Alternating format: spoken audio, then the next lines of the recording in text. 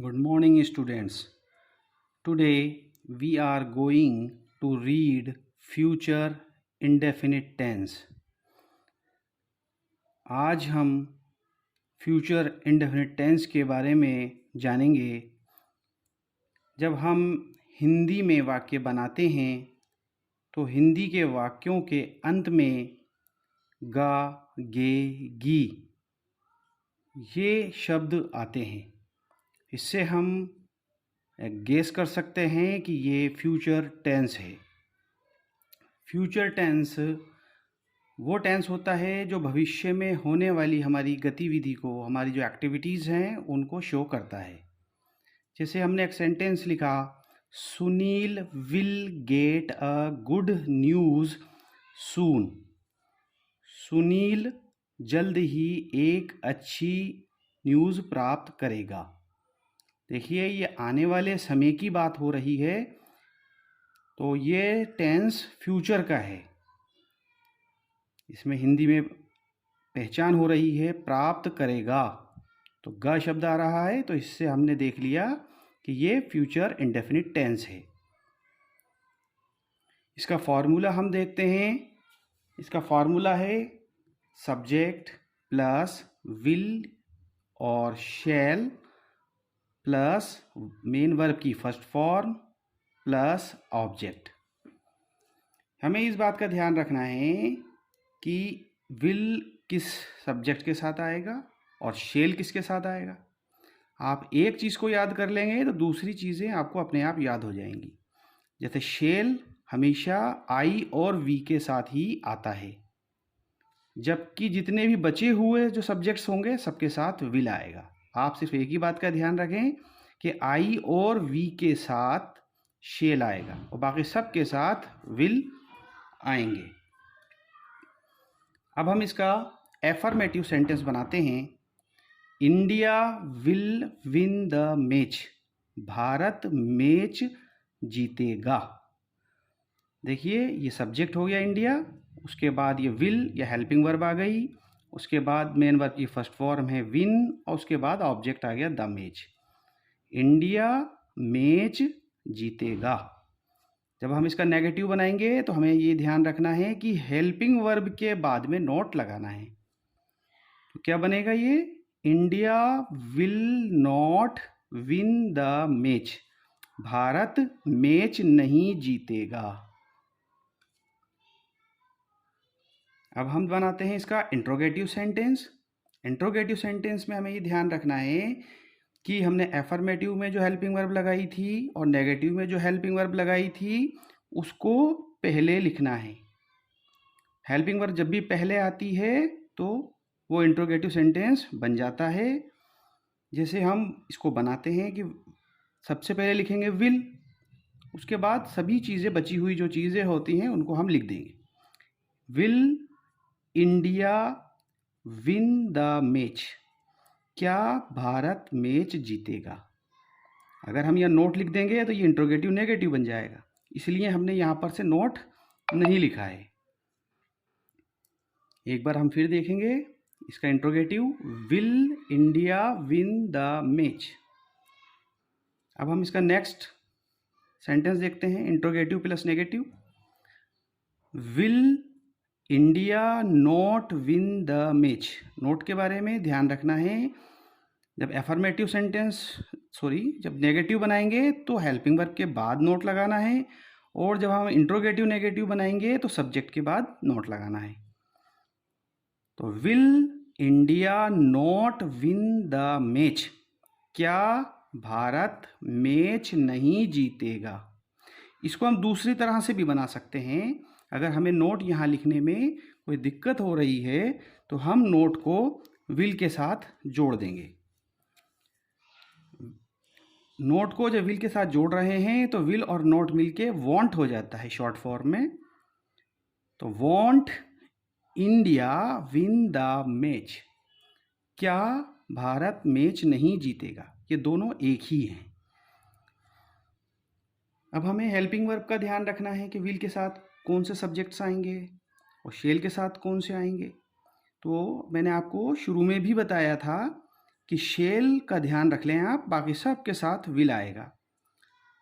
Shell सिर्फ आई और we के साथ आता है और बाकी सभी सब्जेक्ट्स के साथ में आपको विल लिखना है। जैसे ही, शी, इट या कोई सिंगुलर नाउन है, जैसे सिंगुलर नाउन का मतलब यहाँ पर है, जैसे राम आ गया तो राम के साथ क्या आएगा, विल आएगा। श्याम आ गया उसके साथ क्या आएगा, राम एंड श्याम हो गया तो प्लूरल हो गया। तो सिंगुलर नाउन आए सेंटेंस में या प्लूरल नाउन आए, सबके साथ विल लगेगा। यू, दे, तो ये सभी सब्जेक्ट्स का ध्यान रखना है आपको। सिर्फ एक चीज़ याद कर लें, शेल जो है आई और वी के साथ आता है और बाकी सब के साथ विल आएगा। अब एग्जाम में जब क्वेश्चन आएगा correct form of the verb का, तो वहाँ हमारे सभी क्वेश्चन सही होना चाहिए। उसके लिए जो एडवर्ब्स हैं हमें उसको याद रखनी है, हमें इसकी शॉर्ट ट्रिक याद होनी चाहिए कि किस तरह से हम इनको अपने माइंड में अच्छे से लर्न कर लें। तो इसका एक पहले कोड याद कर लेते हैं हम, TT LNTs। LNT आप जानते हैं जो मशीनरी होती है उसको LNT कहते हैं। मशीन आती है, बहुत सारी मशीनें हैं तो उसे LNTs ये प्लूरल फॉर्म में हमने लिख दिया। ये TT नाम की कोई LNT है, तो आप इस तरह से याद कर लें, TT LNTs। अब इसकी हमने फुल फॉर्म को खोल करके लिख दिया है। T for then, T for tomorrow, today, L for letter, N for next plus time, T for the day after tomorrow, S for soon. जहाँ भी ये एडवर्ब्स आपको दिखें तो आप समझ जाएंगे कि यहाँ पर फ्यूचर इंडेफिनिट टेंस की बात हो रही है। अब इसी चीज़ को हम कुछ क्वेश्चन से, कुछ एक्टिविटी करके समझते हैं। देखिए यहाँ लिखा है वी, ये सब्जेक्ट है हमारा, उसके बाद दे दिया we to the park tomorrow. इस सेंटेंस में हमें इसकी एडवर्ब तलाश करनी है। इसकी एडवर्ब हम देखेंगे तो यहाँ पर हमें दिख गई है कि यहाँ पर टुमारो दिया गया है। जैसे ही हमें टुमारो दिखा तो हम समझ जाएंगे कि फ्यूचर टेंस की बात हो रही है। अब ये फ्यूचर टेंस का एफर्मेटिव है या नेगेटिव है या इंट्रोगेटिव है, इंट्रोगेटिव नेगेटिव है, दूसरे नंबर पे इस बात को देखना है हमें। तो ये एक क्या है, ये एक एफर्मेटिव सेंटेंस है। जब एफर्मेटिव है तो हमें यहाँ पर वी के साथ विल शेल का यूज़ करके मेन वर्ब की फर्स्ट फॉर्म लगाना है। वी के साथ हमारी है जो हेल्पिंग वर्ब है वो क्या आती है, शेल आती है। देखिए अभी यहाँ बताया था आपको, शेल जो है वो आई और वी के साथ आएगी, तो इसलिए यहाँ वी के साथ हमने लिख दिया शेल। उसके बाद मेन वर्ब की फर्स्ट फॉर्म आती है, इसके आप फॉर्मूला में देखें मेन वर्ब की फर्स्ट फॉर्म आती है। गो ऑलरेडी क्या है, फर्स्ट फॉर्म है, तो ये हो जाएगा we shall go to the park tomorrow. उसके बाद हम नेक्स्ट क्वेश्चन देखते हैं। My daughter blank 5 next June. यहाँ पर हमें एडवर्ब जो दिख रही है वो है नेक्स्ट। देखिए जहाँ भी नेक्स्ट आ जाए तो वो फ्यूचर टेंस को शो करेगी। और द ब्रैकेट में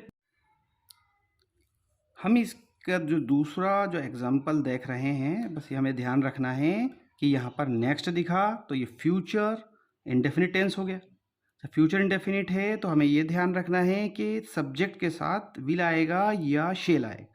तो यहाँ डॉटर है तो यहाँ पे हमें लिखना है विल। बी फर्स्ट फॉर्म में ही है, इसका मीनिंग होता है होना। विल बी 5 नेक्स्ट जून, मेरी डॉटर 5 साल की हो जाएगी अगली जून में। Next example, we blank later blank report this matter to his parents. अब यहाँ हमें देखना है कि यहाँ क्या दिया गया है, लेटर। ये लेटर वर्ड एडवर्ब है फ्यूचर टेंस का, तो हमें ध्यान देना है कि हमारा सब्जेक्ट क्या है, वी, तो वी के साथ क्या लगेगा, शेल। उसके बाद आ गया लेटर, रिपोर्ट। रिपोर्ट जो है ये फर्स्ट फॉर्म में है, इसलिए रिपोर्ट को फर्स्ट फॉर्म में ही रखना है। We shall report this matter to his parents. हम इस मैटर की रिपोर्ट उसके पेरेंट्स को बाद में करेंगे। अगर हम एडवर्ब्स को अच्छे से याद कर लेंगे तो एग्जाम में correct form of the verb का कोई भी क्वेश्चन गलत नहीं होगा। अगर आपके कंसेप्ट में कहीं डाउट है तो आप कमेंट बॉक्स में ज़रूर आप मुझे बताएं ताकि आपके डाउट को क्लियर किया जा सके। ऐसे मैं आशा करता हूं कि आपके ये टॉपिक अच्छे से समझ में आया होगा। आप के समझ में आया है तो आप इसको लाइक और शेयर करें, और अगर नए आप व्यूअर्स हैं तो आप इसको सब्सक्राइब ज़रूर करें। Thank you.